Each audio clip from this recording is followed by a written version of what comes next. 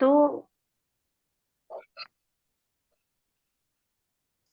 सबसे पहले हम ज्ञान स्तुति कर लेते हैं। जो जन श्रद्धा भाव से करे सूत्र का ज्ञान, ज्ञानावरणीय कर्म चले, प्राप्त करे सब ज्ञान। आपका ज्ञान अनंत है, मुझे मुझे ज्ञान ज्ञान की प्यास, केवल ज्ञानी मैं बनूं, बनो, यही है अंतिम। केवल दर्शन में बनो, यही है अंतिम। समन भगवान महावीर स्वामी के चरणों में सतसत बंधन। आचार्य भगवान 1008 विजय राज्य महाराज साहब के चरणों में सतसत बंधन। सभी साधु संत सत्याजी महाराज साहब के चरणों में सतसत बंधन। सभी से जय जिनेन्द्र। जय जिनेन्द्र। ये प्रार्थना हमको यहाँ पे सेंड कर देना बाद में। हाँ, मैं सेंड कर दूंगी, लेकिन अपनी जो पीडीएफ दिया हुआ है उसमें आगे है प्रार्थना सबसे पहले। हाँ, ओके आप सबने पीडीएफ निकाल लिया होगा। हाँ। जी, बुक नहीं चलेगी क्या? नहीं, बुक नहीं। इसमें क्या है, अपने अध्ययन में 5 अध्ययन हैं, पूरी बुक के नहीं है। जैसे पहला अध्ययन, तीसरा अध्ययन, चौथा अध्ययन, 9वां अध्ययन और 10वां अध्ययन, ये 5 अध्ययन है अपने कोर्स में। वो तो ठीक है, बस जैसे हम बुक में भी पढ़ सकते हैं ना। हाँ, बुक में पढ़ सकते हैं, वो नहीं है बात। बुक है यदि आपके पास तो बुक में पढ़ सकते हैं। हाँ जी। थोड़ा बहुत शब्द में अंतर आ सकता है कहीं। अच्छा, एक क्वेश्चन पूछूं क्या पहले? हाँ, हम 5 क्लास करने वाले, तो हमारा जो टाइम है क्लास का वो तो मिस ये नहीं होगा ना? नहीं, सब अलग अलग है। नहीं, सब अलग अलग है टाइम। ओके अलग अलग है टाइम। ओके, कोई बात नहीं, चले। धन्यवाद सर। हाँ, मैं भी कर रही हूँ सारी क्लासेस। हाँ, हम भी 5 ही कर रहे हैं ना, तो इसलिए मैं पूछा, टाइम का क्रॉस कनेक्शन नहीं होगा ना इससे। हाँ, सबका अलग अलग टाइम है, अलग अलग दिन है, तो उसमें अच्छा, कोई चलेगा, हाँ, कोई बात नहीं। ओके, ये धन्यवाद। सप्ताह में 2 दिन होगी, बृहस्पतिवार और शनिवार को।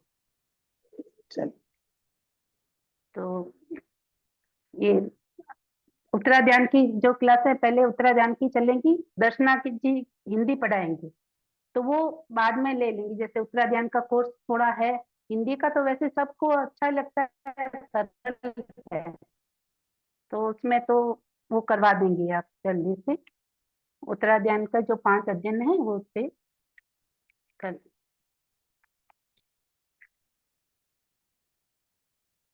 तो आज से शुरू करें या तो सभी जी आज शुरू करें, या और कुछ पूछना है इसे? नहीं, कर लीजिए शुरुआत से। हाँ हाँ, तो ये प्रथम अध्ययन विनय सूत्र है। ये उत्तराध्यान, पहले सबसे पहले उत्तराध्यान ये कौन सी आगम है? जैसे भगवान महावीर स्वामी के निर्वाण की यह हुए थे, उससे पहले की ये आगम है।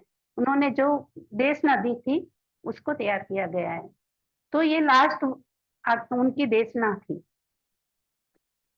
इसका प्रथम अध्ययन है विनय सूत्र। विनय सूत्र, विनय में अपने जैसे अहंकार शून्य होना चाहिए विनय। यदि जिसमें विनय है और अहंकार है तो उसका कोई मूल्य नहीं है। उसमें ये औपचारिकता का विनय रह गया, उसमें कभी ज्ञान की वृद्धि होगी नहीं। उसे यदि ये अहंकार रहेगा कि मेरे में ज्ञान तो है लेकिन उसमें विनय नहीं है, तो फिर ज्ञान किस काम का? विनय के द्वारा ये ज्ञान को हम दर्शन में श्रद्धा ला सकते हैं, और श्रद्धा से ही हम चारित्र में अपना कर सकते हैं। तो इसलिए विनय होता है तो विनय अहंकार शून्य होना चाहिए, और अहम और विनय का कोई तालमेल नहीं है। अहम के शून्य होने से ही अपने मानसिक, वाचिक और कायिक विनय प्रतिफलित होता है। सही अर्थ में तो अपने आप को अहम से मुक्त कर देना ही विनय है।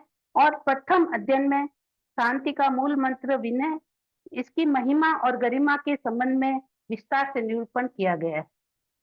तो पहली गाथा है विनय निरूपण की, इसमें है साधु के बारे में बताया गया कि साधु कैसा है और उसमें किस प्रकार के गुण होने चाहिए, कैसा है उसके विनय किस प्रकार होना चाहिए, वही साधु है।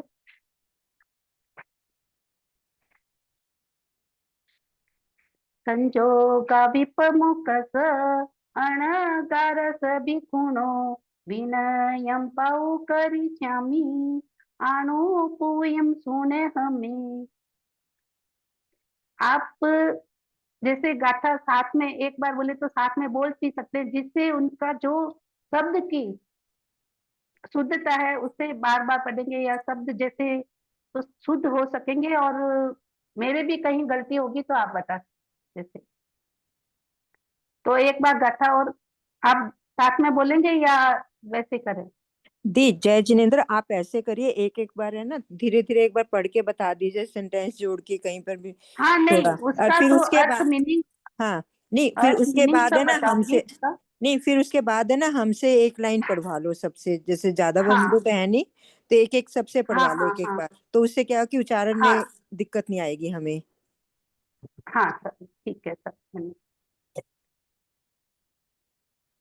संजोगा, संजोगा का अर्थ है पुत्र, मित्र, धन, कनक आदि बाह्य और काम बाह्य संजोग है, और काम, क्रोध आदि अंतरंग संयोग है।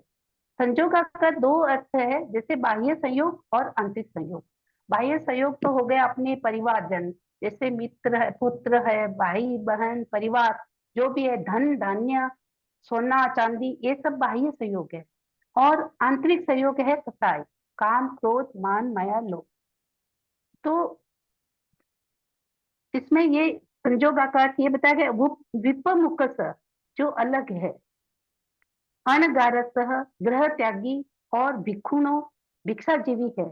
और उसके विनयम विनय को पाऊ करी श्यामी प्रकट करूंगा मैं मुझसे आनुपूर्वम अनुक्रम से सुनो। संजोग जैसे दोनों प्रकार के संयोग है, उससे जो मुनि अलग है यानी कि मुक्त है, वो उनके ये अपने परिवार को धन धान्य और काम क्रोध मान माया को छोड़कर ग्रह त्यागता है, ग्रह त्यागी है। इसमें इस गाथा में मुनि के बारे में बताया गया है, गृह त्यागी है और भिक्षाजीवी है, यानी कि वो अब उसके लिए कोई ग्रह नहीं है, वो भी दूसरों के घर में रहता है और उस पर ममत्व भाव नहीं रखता। उसमें वो उसमें ममत्व भाव रखेगा या कुछ भी करेगा तो उसमें ये साधु जो भाव है साधु का, जिसके लिए उसने ग्रह त्याग किया है, तो उसमें कोई उसको फल नहीं मिलेगा। तो इसलिए वह ग्रह त्यागी है, भिक्षुण भिक्षाजीवी है, घर दूसरों के घरों से भिक्षाजीवी निर्दोष आहार भिक्षा के रूप में लेता है और अपना जीवन यापन करता है। उसके विनय को प्रकट करूंगा, यह मुझसे सुनो। तो इसमें जो माता पिता आदि के पारिवारिक संबंध रूप बाह्य सहयोग से, विषय कसाय आदि के संबंध के रूप में आंतरिक सहयोग से विमुक्त है, तथा जिसका अपना कोई घर नहीं है या जो दूसरों के घर लिए बने हुए घरों में रहते हैं, उस पर ममत्व और आसक्ति से रहित है, न वो पकाता है न पकाने वाले की कह कर पकवाता है, तो उन प्रवृत्तियों से निवृत्त होने से जो निर्दोष और सर्व संपत्तिकारी भिक्षा का जीवन निर्वाह करता है, उसके विनय अर्थात उसके धर्म को प्रकट करूंगा। उससे तुम मुझसे क्रमशः दंतचित होकर श्रवण करो। यह बात कौन कहता है? यह बात सुधर्मा स्वामी अपने शिष्य जम्बू स्वामी से कहते हैं कि विनीत शिष्य कौन होता है और जो मुनि होता है उसमें क्या क्या विनय के भाव होने चाहिए, उसके बारे में बताता है। तो इसके विनीत और अविनीत के लक्षण दूसरी गाथा में और तीसरी गाथा में ये बताया गया विनीत और अविनीत के लक्षण। आणानिदेश करे गुरु नमुवाय करे इंगियाकार संपन्नी सेविनीयेति उच्चई। आणा अनिदेश करे गुरुणमनुवाय कार्ये पडीनीय असंभूते अविनीयेति उच्चई। आना निर्देश कर आज्ञा और निर्देश का पालन करता है।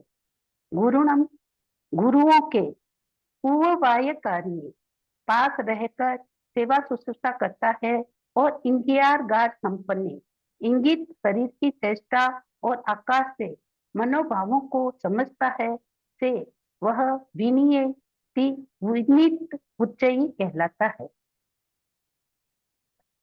यहाँ विनीत शिष्य के लिए बताया गया है आना निर्देश करे। आना आज्ञा के और जो गुरु की आज्ञा और निर्देश में पालन करता है, जैसे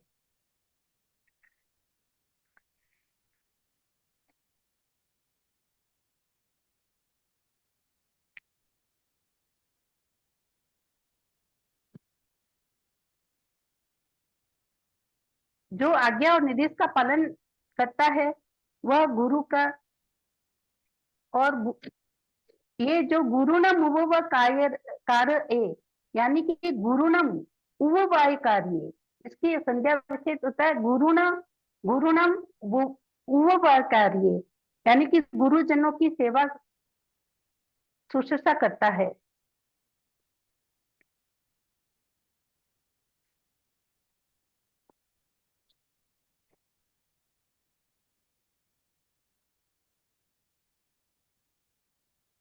इसमें आज्ञा और निर्देश का अर्थ एक अर्थ है, आज्ञा भी और निर्देश भी। जो भी गुरु आज्ञा देते हैं निर्देश देते हैं उसका भाई पालन करता है। और आज्ञा का अर्थ गुरु वचन आगम समेत उपदेश मर्यादित निर्देश का मर्यादित होता है।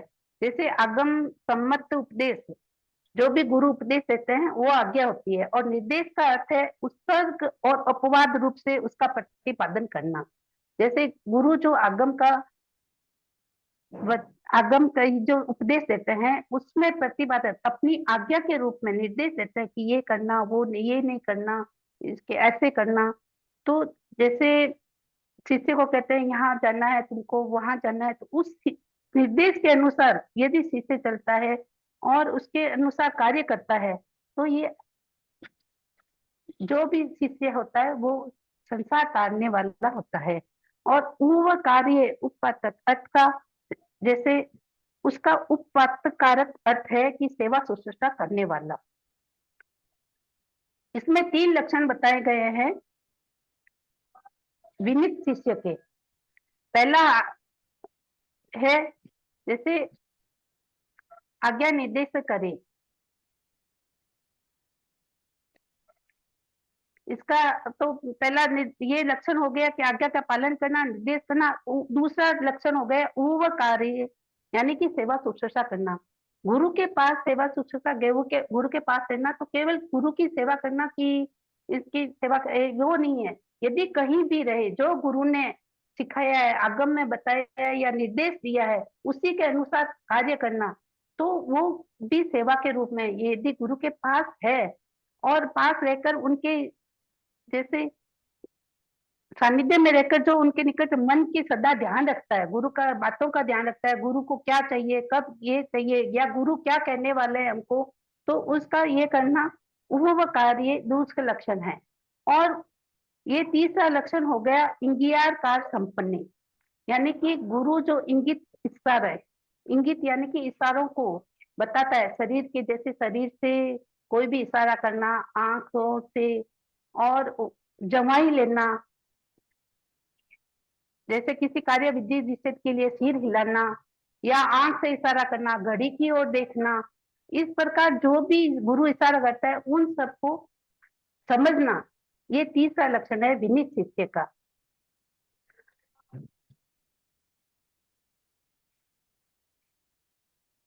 तीर्थंकर के अभाव में मुमुक्ष साधक के लिए गुरु का प्रमुख स्थान है। ये इस समय अपने तीर्थंकर भगवान तो है नहीं, जो भी गुरु है उनका प्रमुख स्थान है। गुरु के प्रति विनय उसके जीवन निर्माण का मूलाधार है। इसलिए विनयी शिष्य की प्राथमिक भूमिका में यहाँ 3 बातें आवश्यक बताई गई है। गुरु की आज्ञा और निर्देश के अनुसार प्रवृत्ति करना, उनके अनुसार ही जो गुरु कहते हैं आज तुम्हें ये गोचरी में ये चीज लानी है, ये करना है, या आज सवेरे तुम्हें व्याख्यान में ये कहना है, या जैसे गुरु जैसे भी आदेश और निर्देश देते हैं, आज्ञा देते हैं, उसी के अनुसार करता है। और गुरुजनों के सानिध्य में रहकर उनकी सेवा शुश्रूषा करना दूसरा है। तीसरा है गुरु की चेष्टा और आकृति को देखकर उनके मनोभावों को समझ लेना। जिसमें ये 3 लक्षण हो वही विनीत कहलाता है। ये विनय के 3 लक्षण हैं।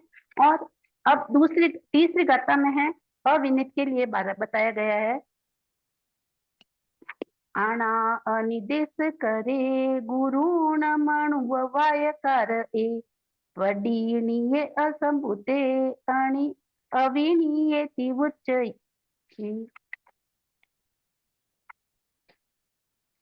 आना अनिर्देश करे, आना निर्देश करे और आना अनिर्देश करे, इसमें एक ही शब्द का अर्थ है। जैसे आना निर्देश करे में अ का नहीं है तो वो आज्ञा और निर्देश का पालन करता है, और आना अनिर्देश करे जो आज्ञा और निर्देश का पालन नहीं करता है। इसी प्रकार गुरुना मनुवाय कार्य, यहाँ ऊपर जैसे आज्ञा विनीत शिष्य के लिए गुरुना मुवाय कार्य है, तो अविनीत के लिए गुरुना मनुवाय कार्य, गुरुजनों की सेवा से दूर रहना। इसका पढ़नीय विरोधी प्रतिकूल आचरण करने वाला, असंबुद्धे बोध रहित है, वह अविनीयति अविनीत उच्च ही कहलाता है।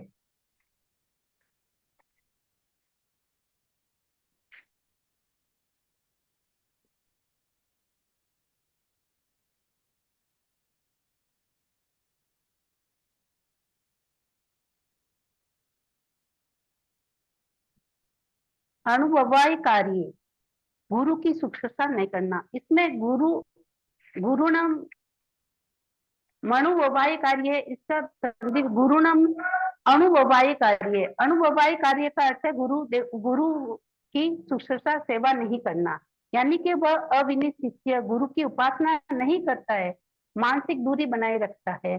गुरु की उपासना करूंगा, वो ऐसे सोचता है कि मैं यदि गुरु की उपासना करूंगा तो मुझे गुरु पालम ज्यादा देंगे, ये करो वो करो, यहाँ जाना है। और गुरु कहते हैं कि मैं आज जैसे गोचरी में अमल वाली चीज लानी है, लेकिन वो सुनता नहीं है और वो दूसरी चीजें रस भरी चीजें ले आता है, तो वो अविनीत शिष्य है, गुरु की बात नहीं मानता है, जो गुरु की आज्ञा के प्रतिकूल व्यवहार करता है, जो सदा गुरु के दोष देखता रहता है। इस प्रकार इसमें जो गुरुजनों की आज्ञा और निर्देश के अनुसार नहीं चलकर मन माना आचरण करता है, उनके पास नहीं रहता है और उनकी सेवा शुश्रूषा से कतराता है, उनके प्रतिकूल व्यवहार आचरण करता है, वह अविनीत है। अविनीत विरोधी विचार रखता है। वो हमेशा अपने गुरु के प्रति, जो अविनीत शिष्य होगा गुरु के प्रति अविनीत विचार रखेगा कि मुझे ये करना है, गुरु की बात नहीं माननी, गुरु ये कहेंगे तो नहीं, ये सही नहीं है, इधर मुझे ये ऐसा करना है, और जो मैं कर रहा हूँ वही सही है। ऐसे अपने विचारों को ही सत्य और शास्त्र सम्मत समझता है। इसी मिथ्या आग्रह के कारण वह वस्तु तत्व के बोध से वंचित रहता है। वस्तुतः वह गुरु की आज्ञा के पालन और सेवा शुश्रूषा दूर भागता है, गुरु का मिथ्या आलोचक बनकर उनके विरुद्ध चलता है। यह अविनीत और दुर्बोध सभी प्रकार के उत्तम लाभों से वंचित रहता है। इसमें अविनीत और विनीत और अविनीत की जो बताए हैं, उसमें वो गुरु के अनुसार ही, जैसे विद्या जो विनीत शिष्य होगा उसके लिए यह अत्यंत हितकर होगा, शिरोधायक होगा। यदि विनीत है तो जो गुरु जैसे उनको शिक्षा देंगे और जो उनको प्रतिपालन, तो उसके अनुसार चलेगा, तो उनके जो गुरु भी प्रसन्न रहेंगे कि ये मोक्ष मार्ग की और तरफ अक्सर भी में शिष्य शिक्षा का बहुत शिक्षा ग्रहण कर सकता है और आगे से आगे वो बढ़ सकता है। वहाँ गुरुदेव सावधान करने सुधारने में सहायक रहेंगे। जहाँ कहीं भी वो गलती करेगा तो गुरुदेव उसे बता सकेंगे और वह आत्म शुद्धि और कर्म क्षय का मार्ग भी प्रशस्त कर सकेंगे। और जो अविनीत शिष्य है वो उनके गुरु की बात नहीं मानता है तो गुरु ज्यादा उनसे कुछ कहेंगे नहीं और उससे उसकी गलती पे वो गुरु को हर समय उपेक्षा करता रहेगा गुरु की। तो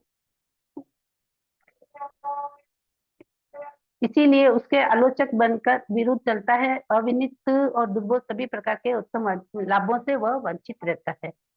आगे आता है अविनीत दुस्सिल का निष्कासन। अविनीत दुस्सिल जो जो भी शिष्य है उसका निष्कासित किए कैसे उसकी उपमा दी गई है। इसके बारे में ये चौथी गाथा बताई गई है। जहाँ सुनी पुई कणी निकसित जई सबसो एवं दुसिल पडिनिये मुहरि निकसजति जई। जहाँ जैसे पुई कणी तड़े कान वाली, सुनी कुटिया सबसो प्रेरणा के साथ सभी स्थानों से निकसिजई निकाली जाती है एवं इसी प्रकार दुशील पढ़िए गुरु के प्रतिकूल आचरण करने वाला दुशील एवं मुहुरी वाचाल विरुद्ध भाषणशील शिष्य भी निकसिजई संघ से निकाल दिया जाता है।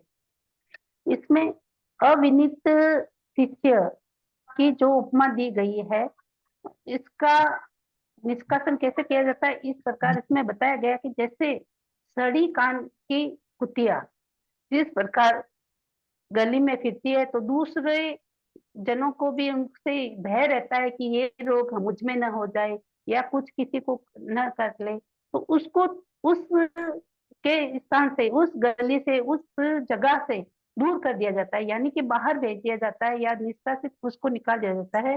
तो उसी प्रकार जो दुशील शिष्य है जो अविनीत है जो आचरण करने में अपनी मनमानी करता है गुरु की आज्ञा का पालन नहीं करता है और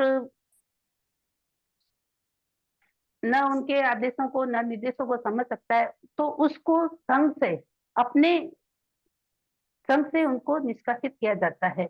जिस कुतिया के कान पीप पड़ जाने से सड़ जाते हैं जहां भी जाती है उससे गंदगी और रोग फैलने का डर रहता है। इसलिए उसे लोग लाठी ठेला आदि मारकर तिरस्कार पूर्ण निकाल देते हैं। इसी प्रकार राग द्वेष कषाय विषय वासना से विपरीत विचार आचार स्वभाव वाले तथा संघ या गुरु के प्रतिकूल आचरण करने वाले अनेक प्रकार से असंबंध भाषी वाचाल शिष्य को भी संघ में अनुशासनहीनता आचार विचार में मलिनता एवं अव्यवस्था फैलने के डर से कुल गण गच्छ संघ आदि स्थानों से तिरस्कार पूर्ण निकाल दिया जाता है। दूषित चारित्र एवं दुष्ट स्वभाव वाला अहंकार वश विरुद्ध आचरण करने वाला मुख से अनसट बककर या विष उगलकर दूसरों को शत्रु बनाने वाला व्यक्ति सर्वस्व तिरस्कार पाता है एवं निरादर पात्र बन जाता है। जिस प्रकार श्रमण साधु के रूप में अविनीतता बताई गई है कि उसको इस प्रकार अनुशासन से एक कुल गण गच्छ आदि से निकाल दिया जाता है वो बात हम लोगों पर भी लागू होती है। जैसे समाज में यदि हम अविनीत हैं मुंह से भाई अनसठ बक रहे या किसी की बात नहीं मान रहे संग दूसरों को शत्रु बना रहे हैं या ऐसे तो उन हमको भी इस संघ से या समाज से निष्कासित किया जा सकता है। तो ये विनय जो भाव है विनीत का लक्षण है वो वैसे नहीं कि साधु के अंदर ही हो या उसमें हमारे अंदर भी विनय भाव बहुत जरूरी है। यदि विनय भाव रहेगा तो घर में परिवार में समाज में जहां भी हम जाएंगे हम सम्मानित किए जाएंगे हम सम्मान से रह सकेंगे। यदि अविनीत रहेंगे अविनीतता हमारे अंदर रहेगी तो ये हमें नहीं पूछेगा न हमें तुरंत हमसे दूर भागता रहेगा कोई भी रहेगा। जिस प्रकार एक उसमें उदाहरण दिया गया है अविनीत शिष्य का जो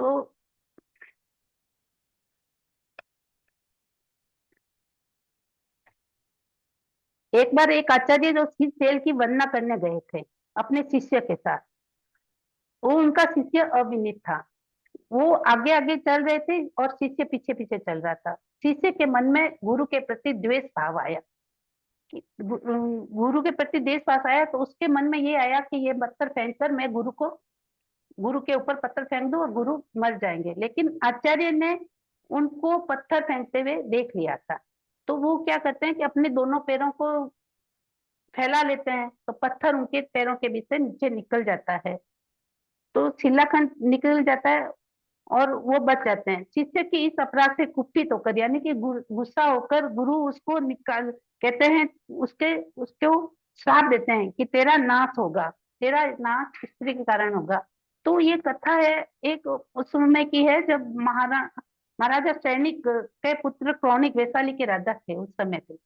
तो आचार्य का वचन मिथ्या हो, यानी कि गलत हो जाए, तो इसलिए उसने शिष्य ने अपना वो धर्म छोड़कर गुरु का आश्रम गुरु के जगह छोड़कर तापसों के आश्रम में चला गया।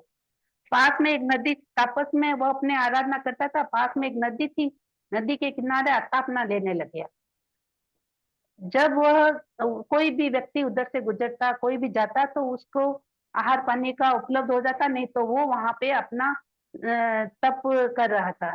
तो नदी के तट पर अतापना करते हुए जब देखा तो नदी भी अपना प्रभाव बदल गया। तो उस श्रमण जो साधु था उसका नाम कुलवाल्य, कुल को मोड़ने वाला बन गया, कुलवाल्य बन गया उसका नाम। इधर महाराजा सैनी का पुत्र क्रौनिक वैशाली को अपने अधीन करना चाहता था, पर वैसा नहीं कर सका क्योंकि वहां पे मुनि सुवस्वामी का स्तूप था। श्रमण कुलवाह कनिका के वशीवर्ती हो जाए, यहाँ पे एक बार एक देववाणी हुई कि यदि कोई भी श्रमण कुलवालक गणिका के वशीवर्ती हो जाए, वहां की गणिका है उसके वश में हो जाए, तो वो इस स्तूप को नष्ट कर सकते हैं, यहाँ पे नष्ट हो सकता है। तो एक गणिका ने कहा कि मैं ये कार्य संपन्न कर सकती हूँ। तो वो उस श्रमण के पास जाती है और वंदना करके कहती है कि मेरा पति दिवंगत हो गया है, मैं तीर्थ करने निकली हूँ, आपकी बात सुनी, आपका भाई धर्म का सुना, आपका उपदेश, तो मैं यहाँ आई हूँ और आप मेरे हाथों से दान ले। तो वो उपासक जो कुल बालक श्रमण थे, तो उनका उस समय पारना था, तो उन्होंने औषधि मिश्रित मोदक उस गणिका ने उनको बहराया, तो वो मोदक खाने से उन्हें अतिसार होने लग गया।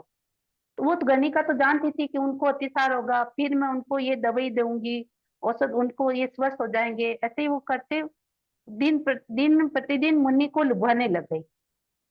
तो उनका मन विचलित हो गया और उस श्रमण का विचलित मन होने से वो गणिका राजा कौरणी के पास लेकर गई और उनको ये बताया। तो वहां जो धर्म की जैसे विराधना हुई, जैसे धर्म की विराधना होने से वहां, तब वो मुनि सुवस्वामी का स्तूप ध्वस्त हो गया और वैशाली को उन्होंने कौणिक राजा ने अपने अधीन कर लिया। ये तो एक अविनीत शिष्य की जो बात थी, इसी में ये उदाहरण बताया गया था, तो मैंने बताया है।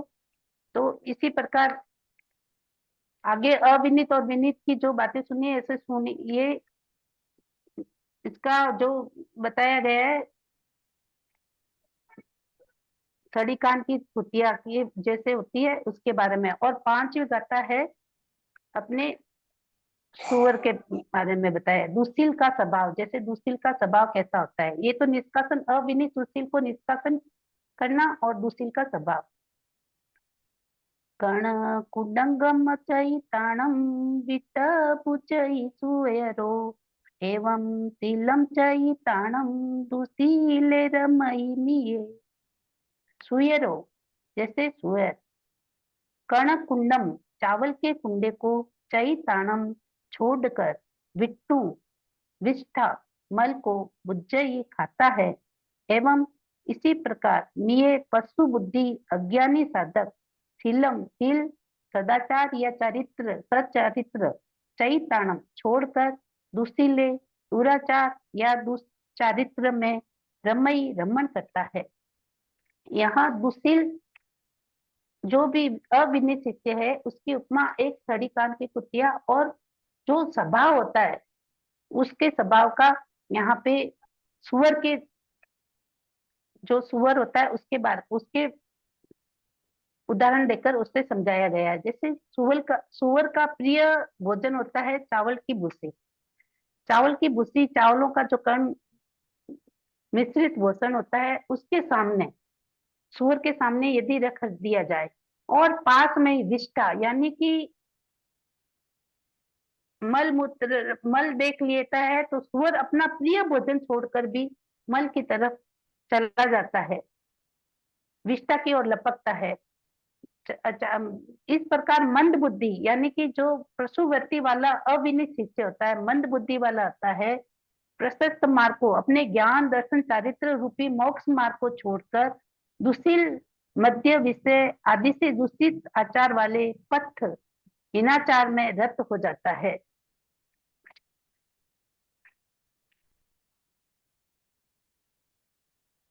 दुशील जिसका शील स्वभाव समाधि आचार राग द्वेष आदि दोषों से विकृत हो, वह दुशील कहलाता है। दुशील कैसे कहते हैं? जैसे इसमें उसका काम क्रोध मान माया वो छोड़ नहीं पाता है, उसी में लिप्त रहता है, विकसित हो जाता है, उसे दुशील कहते हैं। मोहरे, यहाँ मोहरे के 3 शब्द हैं। जैसे यहाँ पे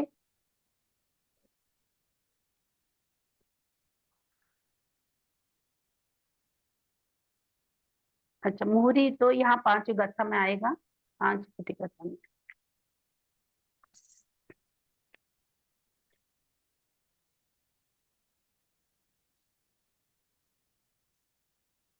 इस प्रकार हमने जो आगे विनीत और अविनीत शिष्य के बारे में समझा है, जैसे तो उसी की जो निष्कासन और स्वभाव के बारे में यहाँ बताया गया है। ये आपको जैसे समझ आ रहा है क्या? जहाँ कहीं भी कोई नहीं समझ आ रहा है तो आप पूछ सकते हैं। जैसे दी जय जिनेन्द्र, मैं आपको ये कह रही थी, जैसे आप है ना, आप तो पढ़ लेते हो क्योंकि आपकी तो स्पीड, आपने तो करा हुआ है, तो हमें जैसे इतना हाँ उच्चारण करना नहीं आता। तो आप है ना इतनी हाँ जल्दी हाँ जल्दी इतनी गाथा मत करवाइए, चाहे 2-3 करवा दो, तो वो है ना सबसे हाँ पढ़वाओ, हाँ क्योंकि हमें उच्चारण करना आ हाँ, ये जाए। नहीं, मैं ये जैसे मैं सोच रही हूँ हाँ अपन जी। लास्ट के 15 मिनट में, हम्म। 15 मिनट में हमें गाथा सबसे कराऊंगी। ठीक है। हाँ, सबसे बुलाऊंगी, जिससे क्या है कि पता चल उ- जाएगा और मेरी उच्चारण कहीं ठीक हो भी जाए। गई। हाँ। हाँ, उच्चारण हो जाएगा उसमें। और मीनिंग है, तो इसमें क्या है, मीनिंग ही सबसे मोस्ट जरूरी है। इम्पोर्टेंट है मीनिंग। हम्म, हाँ, जरूरी है मीनिंग का ही आना और उसका उच्चारण बोलना, अर्थ आना। जैसे अपन आज ये 8 गाथाएं तक कर लेते हैं, तो आराम से आगे मैं से पूछ लेती हूँ। जी। हाँ।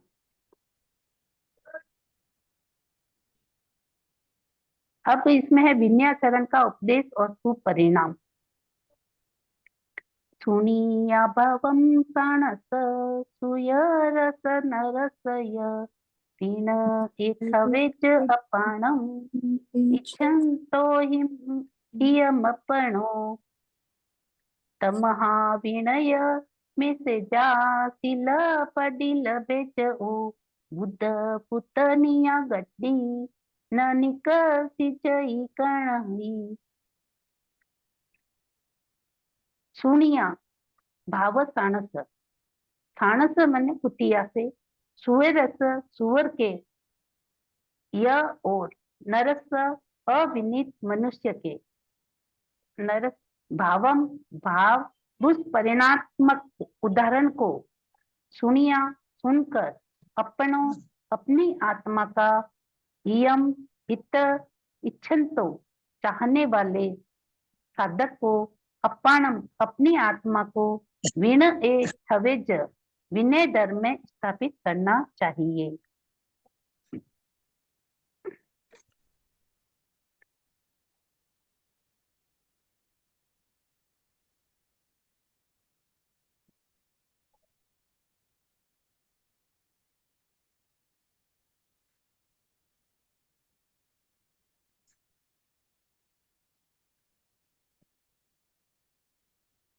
जैसे कोई भी शिष्य है, यदि वह अपनी आत्मा का हित चाहता है, अपनी आत्मा का हित चाहता है और धर्म में आगे से आगे बढ़ना चाहता है, तो अपनी आत्मा का हित जानने वाला भिक्षु शिष्य कुतिया और सुअर की जो उदाहरण दिया गया है कुतिया और सुअर के का, तो उसको सुनकर कि क्या उनका परिणाम होता है। चढ़ी हुई कान की कुतिया का परिणाम होता है निष्कासित करना, यानी कि वहां से उसको निकाल देना, और सुअर का जो उसका भोजन, प्रिय भोजन को छोड़कर वह विष्टा की तरफ दौड़ता है।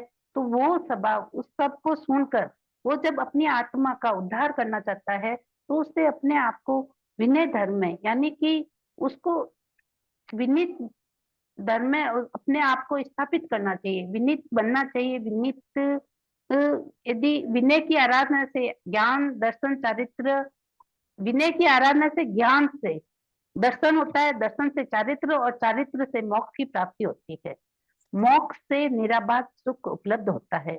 तो विनय अति आवश्यक है। विनय विनय किसी में भी होगा तो वो आगे से आगे धर्म की आराधना करना चाहता है। यदि विनय उसमें नहीं है तो उससे कोई भी बात कहे, जैसे कुछ भी कहें तो उसे अच्छा नहीं लगेगा।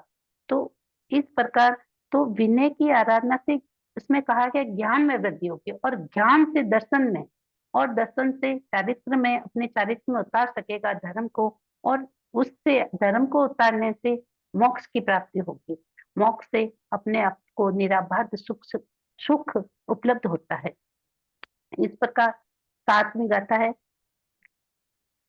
तमहा विनयमि सेजा सिल पडिन बेजओ गुड पतनिया गडी न निकसी जई कणई।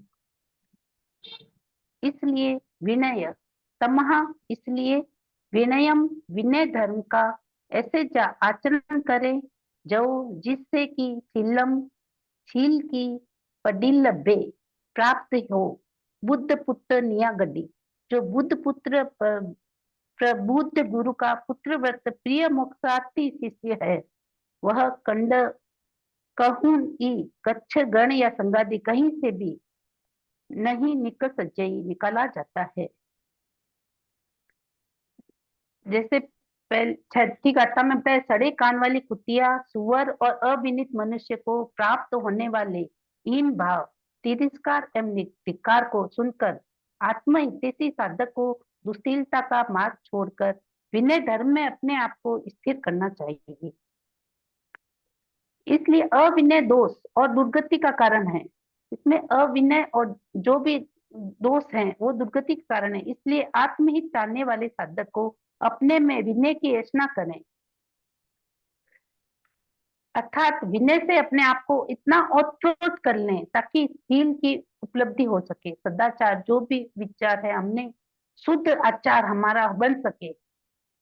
क्योंकि ऐसा होने पर प्रबुद्ध गुरु पुत्र मोक्षार्थी, जो प्रबुद्ध का मतलब बुद्ध पुत्र यानी कि आचार्य का प्रिय शिष्य, बुद्ध पुत्र मोक्ष का अर्थी यानी कि मोक्ष चाहने वाला। इस प्रकार बुद्ध पुत्र गुरु पुत्र है, मोक्षार्थी है, वो सेवार्थी साधक का कहीं से भी तिरस्कृत या बहिष्कार नहीं किया होता है, कहीं से भी बहिष्कार उसका नहीं किया जाता है।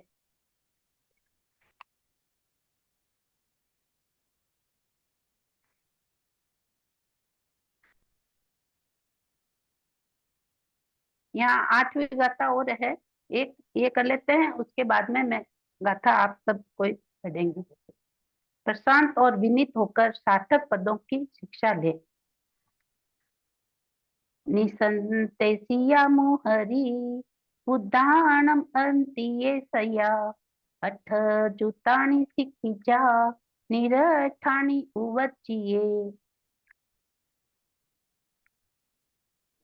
साधु के बुद्धाणम बुद्ध गुरुजनों के, अंतिये समीप, सया सदैव, निसंते प्रशांत, और अमोहरी परिमित भाषी होकर सिया रहे, अठ जुतानी अर्थ युक्त सार्थक पदों को सीखी जा सीखे, निरठानी उ जो निरर्थक मोक्ष पुरुषार्थ के विपरीत हो उन पदों को वर्जिए छोड़ दे।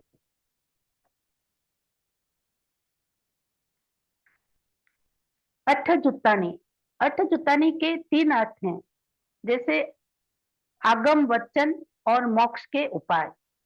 आगम वचन मोक्ष के उपाय और अर्थ सहित अठ जुत्तानी।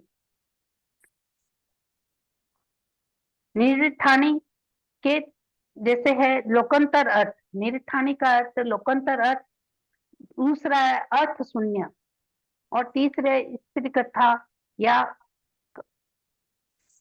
जैसे काम शास्त्र। लोकांतर अर्थ हो गया प्रयोजन और उद्देश्य रहित शास्त्र, जो प्रयोजन है या उद्देश्य उनके रहित शास्त्र। अर्थ शून्य होगा निरुक्त शून्य, और स्त्री कथा हो गया काम शास्त्र या काम विज्ञान।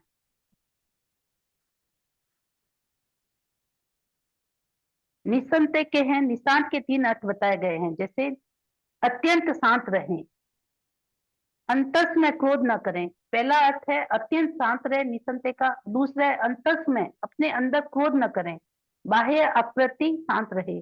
और तीसरा है जिसकी चेष्टाएं अत्यंत शांत हो, जिसका जो भी चेष्टा है, जो भी कार्य करे अत्यंत शांति से।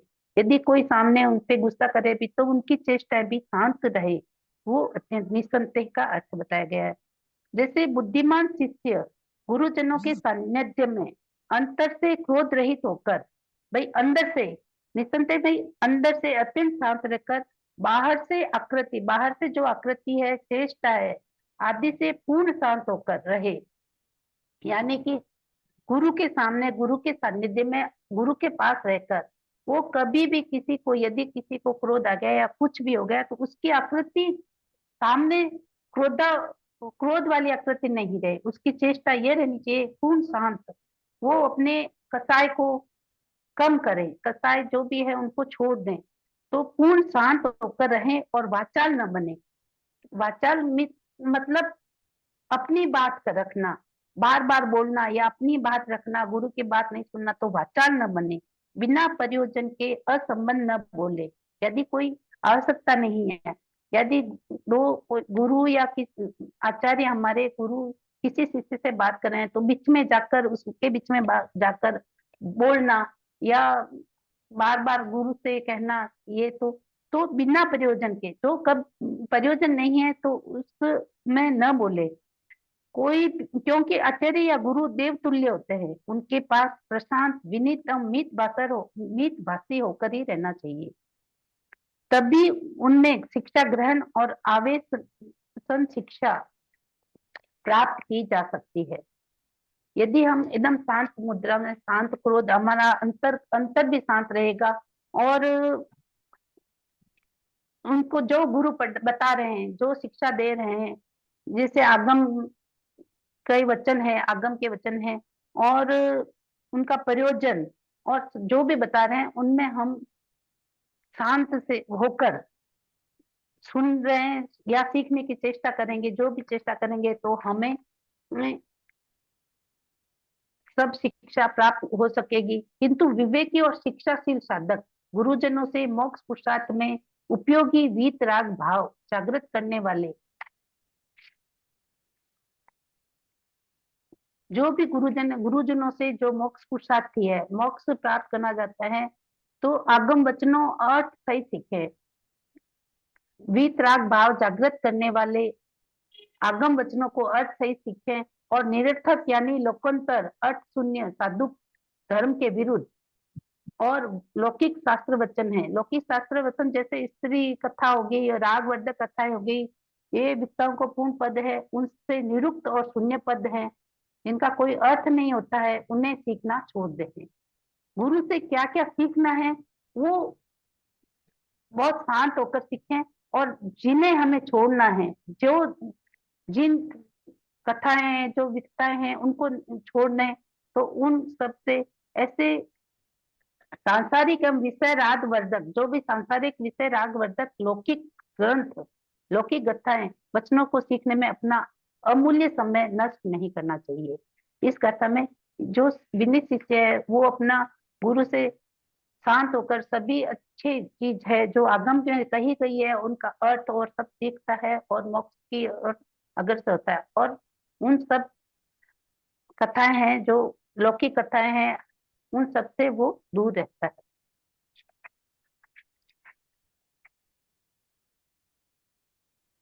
इसमें ये 8 कथाएं हो गई है आप हमारे अपने, तो आप इसमें शुरू से पहले प्रथम गाथा से पहले आप एक एक बोलेंगे और उसके बाद में कोई मीनिंग है तो मैं से बता सकती हूँ। तब न अपना अनम्यूट हो जाएं और या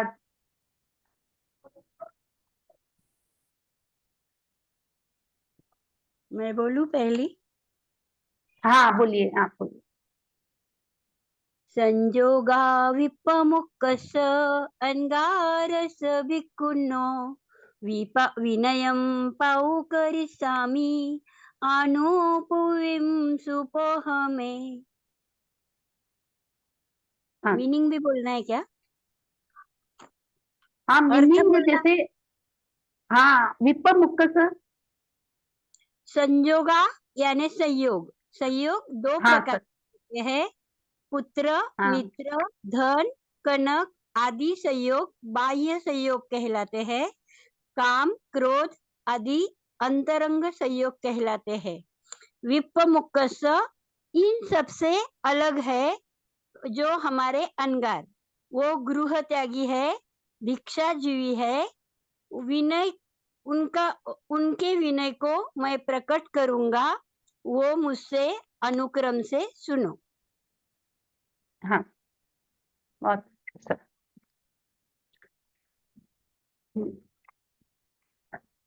आगे आप बोलेंगे या और कोई भी दूसरी गाथा? हाँ, कोई नहीं बोलेगा तो मैं बोलती हूँ, सबको चांस दीजिए एक एक बार। हाँ सब, दीप मैं बोलूं? हाँ सब बोल। आना निदेश करे गुरु मुव वाए करे इंगियागार संपन्ने सेवी नियति बुचई।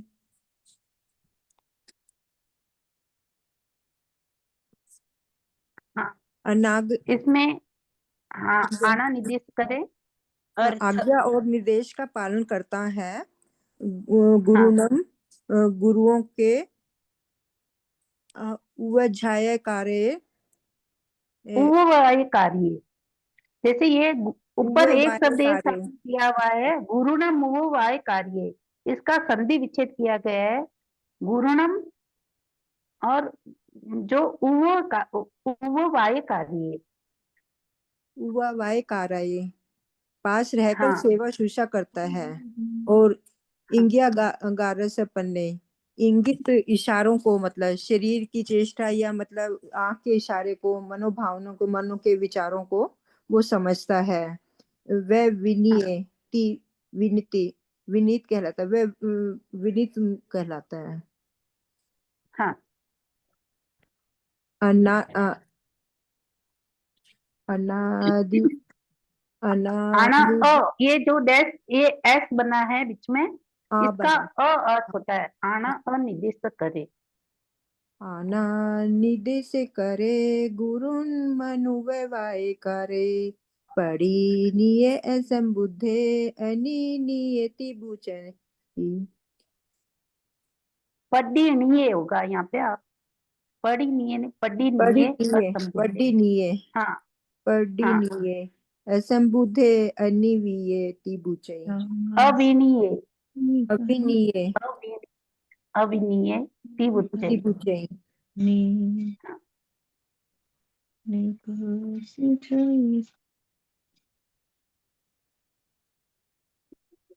इसका अर्थ बताएंगे आप? हाँ जी। हम्म,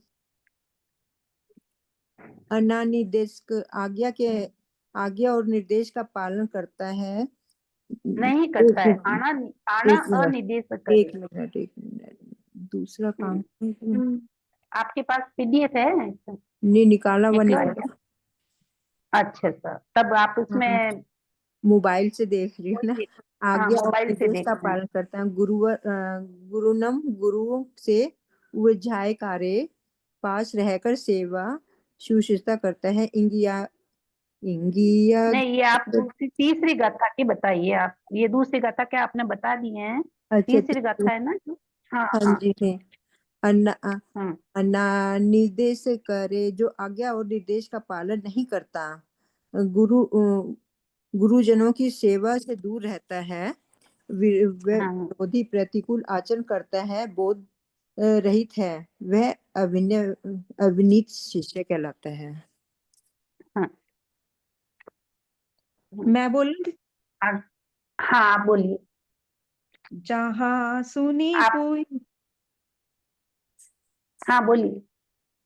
जहाँ सुनी पुई कनी निक सिजई सबसो, एवं दुशील पड़िनिये मुहरी निक सिझई। जहाँ जैसे हाँ जहाँ जैसे सुन्नी कुतिया पुड़ पुई कनी पुई कनी सड़े सड़े कान की कान कुतिया वाली, जैसे सड़े कान वाली कुतिया सबसो सभी जगह से, सभी स्थानों से निक सिझई निकाली जाती है, एवं इसी प्रकार दुशील पड़ी निये गुरु के विपरीत आचरण करने वाला दुशील मुहरी वाचाल शिष्य भी निक सिझई संग से निकाल दिया जाता है। हाँ, ये मुहरी जो वाचाल है, वाचाल यानी कि विरुद्ध वाचनशील होता है, जो ठीक है। गुरु के हाँ प्रतिकूल कार्य करता है, विरुद्ध बोलता है वो है। हाँ, इसमें क्या है कि जो शब्द का अर्थ आता है ना, तो उसका जो जैसे यहाँ पे बताया गया है ना, ये गुरु न मनुवाय कार्य और गुरु न मुहवाय कार्य। तो गुरु न मुहवा कार्य तो आज्ञा का निर्देश, आज्ञा का पालन करना हो गया। और गुरु न मनुवावा कार्य इतना एकदम एक अक्षर का ही अंतर है, तो इसमें थोड़ा सा आगे पीछे हो जाता है, तो उसमें गलत लिखा जाता है। उसका थोड़ा सा संधि विच्छेद करके आप ध्यान कर लीजिए। गुरुनम उवाय कार्य, और यहाँ पे नीचे हो गया गुरुनम अणुवाय कार्य। मणु नहीं होगा, गुरुनम हो गया और अणुवाय कार्य। म का आ गया यहाँ पे और मु का उ हो गया यहाँ पे। गुरुनम उवाय कार्य, गुरुनम अणुवाय कार्य। हाँ जी। अ आने से उसका अर्थ हो गया कि आज्ञा में नहीं रहता है। ऐसे ही इंग्लिश में आज्ञा निर्देश करे, आज्ञा अनिर्देश करे, ये दो शब्द है ना। जैसे आगे हाँ, पांचवी गाथा। दीदी दीदी मैं पढ़ूं? हाँ पढ़िए। कर्णकुंडम कर्णकुंडम चैतानम विठ गुंजई सुवरो, एवं शीलम चैतानम दुशीले रमई निये। हाँ सुअरो जैसे सुअर, कर्ण कुंडम चावल के कुंडे को, चैतानम छोड़कर बिट्ठू विष्टा या मल को गुंजई खाता है, एवं इसी प्रकार मिये पशु बुद्धि अज्ञानी साधक शीलम शील सदाचार या सच्चारित्र चैतानम छोड़कर दुशीले दुराचार या दुष्चारित्र में रमण करता है। हाँ,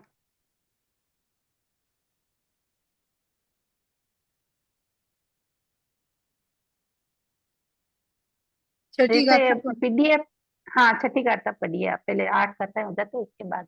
सुनिया भावम तानस्य स्वरस्य नरस्य य विनयी ठवेज अपानम इच्छन्तो पियमपणो। हिय मप्पणो। इय इयम मप्पणो साणम कुतिया के सुअरस्य सुअर के यह और नरस्य अविनीत मनुष्य के भावम भाव दुष्परिणामात्मक उदाहरण को सुनिया सुनकर अपनी आत्मा का प्रियम हित किंचितो चाहने वाले साधक को अपानम अपनी आत्मा को विनय विनय धर्म में स्थापित करना चाहिए। हाँ 7वीं में पढ़ूं? हाँ पढ़िए सर। तम्मा विनय में से शीला पड़िल बेचो बुद्ध पुतनी अगटी न निकासिचई कन्नई। तम्मा यानी इसलिए, विनयम यानी विनय धर्म का, एसेजा यानी आचरण करे, जो यानी जिससे की, शीलम यानी शील की, पड़ी लभे यानी प्राप्ति हो, बुद्ध पुत्र या गट्ठी जो बुद्ध पुत्र प्रबुद्ध गुरु का पुत्रवत प्रिय मोक्षार्थी शिष्य है, वह कन्नई यानी गच्छ गण संगादि कहीं से भी, न यानी नहीं, निक्क सिज्जई यानी निकाला जाता। उसका भावार्थ हाँ है अविनय दोष और दुर्गति का कारण है, इसलिए आत्महित चाहने वाला साधक अपने में विनय की ऐशना करे, अर्थात विनय से अपने को ओतप्रोत कर ले ताकि शील और सदाचार की उपलब्धि हो सके, क्योंकि ऐसा होने पर प्रबुद्ध गुरु पुत्र मोक्षार्थी या नित्य गुरु सेवार्थी साधक को कहीं से भी तिरस्कृत या बहिष्कृत नहीं किया जाता।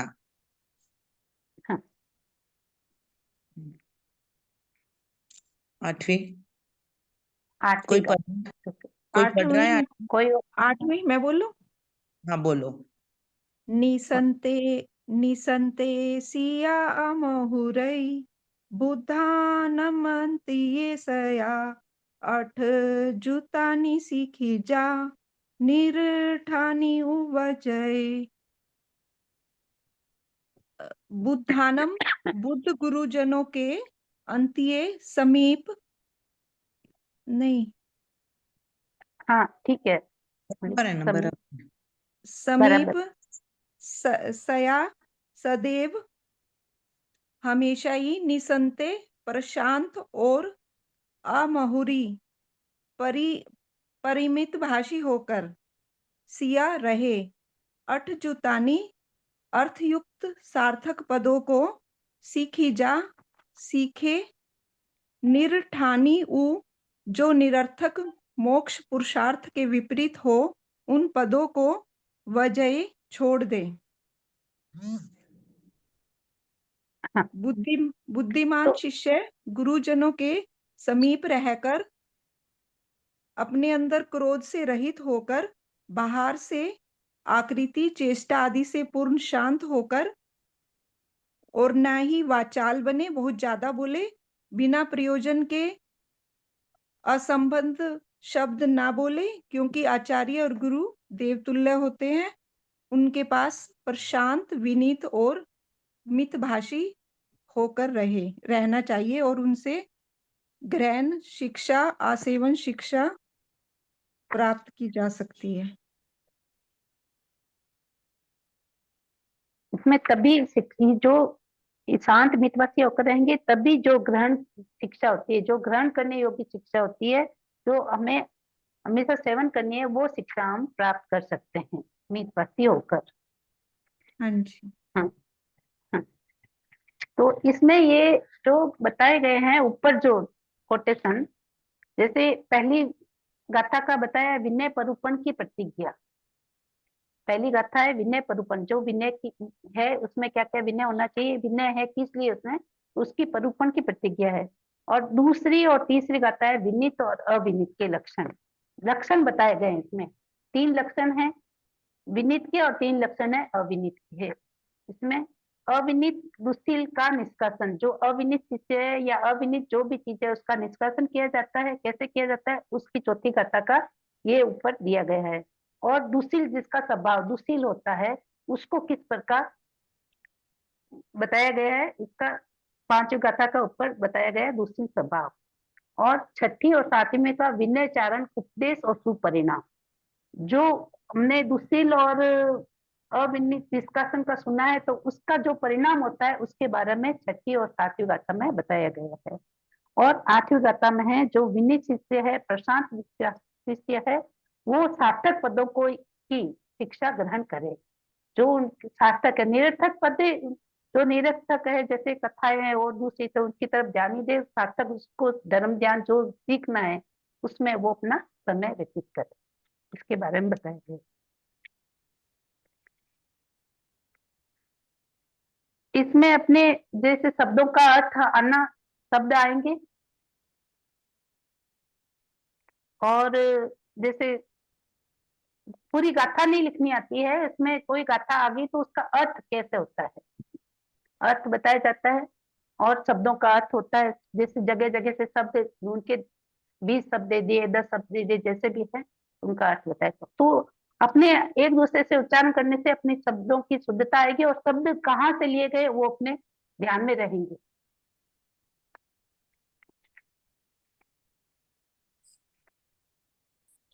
दी आपने ये बताया ना कि जैसे फर्स्ट में तो विनय का आया है, फर्स्ट गाथा में, हाँ और सेकंड हाँ, में विनय पद होना चाहिए। विनीत मतलब शिष्य का आया है, और थर्ड में हाँ, अविनीत। विनीत और हाँ अविनीत का बताया है। उनके मतलब विनीत के 3 वो बताए हैं, अविनीत के भी 3 वो बताए हैं आपने। हाँ तो वो मतलब हाँ विनीत के तो चौथी गाथा में नहीं, ये नहीं, तो जाती है, ये तो जैसे तीसरी गाथा में, तीसरी गाथा में, तीसरी गाथा हाँ में, दूसरी गाथा में विनीत के लक्षण बताए गए हैं और तीसरी गाथा में अविनीत के लक्षण बताए गए हैं। तीसरी गाथा में अविनीत के। हाँ। हाँ, हम्म। और चौथी गाथा में भी मतलब इसके अविनीत के। जो नहीं, चौथी गाथा अविनीत शिष्य है उसको निष्कासित किया जाता है। कैसे किया जाता है? संघ में उसकी जैसे रखना नहीं चाहते हैं, निकाल दिया जाता है। वो उदाहरण देके बताया, जैसे सड़े कान की कुटिया के हाँ, उदाहरण के रूप में को बताया। रखना नहीं चाहता, अपने घर में बाहर निकाल देता है उसको। हाँ हाँ, उसी के प्रकार अविनीत शिष्य को भी कोई रखना नहीं चाहता है, क्योंकि पूरा संघ व्यवस्था सब चीज बिगड़ जाती है, सब कुछ अव्यवस्थ हो जाता है, तो उसको रखने से। जी। और उसका स्वभाव कैसा होता है उसके बारे में पांचवी गाथा में बताया गया है। जैसे यदि अविनीत शिष्य होगा, उसका स्वभाव अविनीत ही है, तो वो चाहे कितनी उसको अच्छी बातें बता दो, वो उस तरफ ध्यान नहीं देगा। वो वो समझता नहीं। सुअर की उपमा दी गई, हाँ सुअर की उपमा दी गई है कि उसके सामने कितना ही अच्छा भोजन दे दो, लेकिन हाँ, वो जब निष्ठा और को देखेगा तो उसकी तरफ ही अच्छा छोड़ वहां। के की तरफ भाग जाता हाँ, गाथा लिखने को नहीं आएगी ना, है। नहीं। कंठस्थ नहीं करनी गाथा पड़ेगी सब। लिखने को नहीं आएगी, नहीं गाथा लिखने को नहीं आएगी। अच्छा, गाथाओं का कोई भी गाथा है उसका अर्थ आ सकता पड़े है, जैसे हाँ, तो अर्थ और भी हमको शब्द, हाँ शब्द नहीं। शब्दों के अर्थ आ सकते हैं, ऐसे अच्छा, आ सकते हैं। हाँ, वापस प्राकृत भाषा में लिखना नहीं आएगा। जैसे कोई भी हिंदी में अर्थ दे दिया, उसका प्राकृत भाषा में लिखो, वो नहीं आएगा। अच्छा। जैसे प्राकृतिक हाँ हिंदी में आएगा। हाँ, प्राकृत का हिंदी में आएगा, हिंदी में जैसे उसका। जैसे मैं भी मैंने भी पिछले साल में दी थी, मैंने 2023 में एग्जाम दिया था इसका। नहीं तो 23 में नहीं, आपके अध्ययन हो 23 गए। के ये अप्रैल में दिया था, 23 के अप्रैल में दिया था, फिर 24 में मैंने आगे दिया। अभी पिछली अभी बार तो मैंने 8 का दिया था, 8 का दिया था। इस बार अब देख रही हूँ पढ़ाई होगी कि नहीं होगी, क्योंकि तो अब आपने तो ग्रुप में 5 तक ही डालवा रखे हैं, मतलब बाकी 9 3 ग्रुप्स में। नहीं आगे तो जैसे पहले था नहीं, 6 हम्म, 7 8 9 10 का कोई पढ़ाने वजह से नहीं था, हम्म, लेकिन फिर बाद में अलका जी जैन है जो उन्होंने एक साथ में 1 से लेकर 10 तक का दिया था एग्जाम, वो 6 7 8 को पढ़ाने लगे। तो पिछली बार 8 में कम ही जने वजह से हुए थे, कोई पढ़ना नहीं चाहता था, वैसे खुद को अपने पढ़ना था तो वैसे ही पढ़ लिए, कम क्लासेस चली थी उनकी। तो 6 7 की अभी क्लासेस चल रही है या अभी नहीं शुरू हुई? नहीं ये तो पूछना पड़ेगा, शायद शुरू हुई है कि नहीं हुई है, मेरे को पूछना अगर पड़ेगा, हुई हो तो पता नहीं। डाल देना, दी ग्रुप में देख लेंगे, मतलब कुछ तो समझ आएगा बैठेंगे तो। हाँ, मैं ये पूछ के पता करके बताऊँ। मतलब 5th तक का तो आया हुआ है, बाकी 4 क्लासेस हाँ, का 5th तक का तो आया हुआ है। बाकी जैसे भी आगे क्लास जो भी होगी तो हम्म। ये पूछ के। तो मतलब 6, 8, 7 भी, मतलब 6, 7, 8 भी एक साथ दे सकते हैं क्या 5th के आगे? हाँ, दे सकते हैं, 6, 7, 8 भी साथ में दे सकते हैं यदि आपकी तैयारी आपसे चल हुआ है। नहीं मतलब क्योंकि ये first, second, third, fourth, fifth तो हम 5 दे रहे हैं अभी एक साथ, हाँ, तो इसके तो अभी भी आपकी खुद की कैपेसिटी चाहिए कि आप एक साथ में इतना पढ़ के दे सकते हैं क्या। अपना जिस ओके। हो जाए, तैयारी हो जाए। हाँ, पेपर हाँ, तैयारी ऑनलाइन जितनी होगा? हो जाए। हाँ, एग्जाम कब ऑनलाइन रहेगी? पेपर। कब रहेगी एग्जाम तो एग्जाम? जैसे अप्रैल में ऑनलाइन होगा? अप्रैल में ऑनलाइन होता है। और जहाँ भाई व्यवस्था होती है गुरुजनों के यहाँ अपने यहाँ मिर्जापुर में मैं हूँ, तो यहाँ कोई स्थानक कोर्स ऐसे नहीं है। यहाँ ऑनलाइन ही पेपर आता था और उसी दिन मैंने जैसे दिया है। इसका जैसे सैंपल जहाँ पेपर भी हो सकता है। हाँ, सैंपल पेपर जैसे इसमें पीडीएफ में दिया हुआ है। अभी जो पीडीएफ भेजा है इसमें पीछे सैंपल पेपर दिया हुआ है। फिर भी यदि कोई क्वेश्चन ऐसे मैं क्वेश्चन कोई तैयार करूंगी ऐसे बता दूंगी आपको। और दूसरे पेपर होगा तो भी वो भेज दूंगी ऐसे। ठीक है। धन्यवाद सर, हाँ, बहुत बहुत आभार, धन्यवाद, बहुत बहुत अच्छा बहुत पढ़ाया बहुत अभी। धन्यवाद सर। धन्यवाद। जय धन्यवाद। जिनेंद्र। मैं भी सीख रही हूँ सर। बहुत बहुत बहुत धन्यवाद। धन्यवाद जय आपको। जिनेंद्र। आप आपको जय जय जिनेंद्र। जिनेंद्र। देंगे आप। हाँ, सबको जय जिनेंद्र, गुरु। सबको कम करना। हाँ सर, गुरु की अब स्तुति कर लेते हैं गुरुवर की। हाँ, अहो गुरुवर कृपा करी दीन ज्ञान की दान।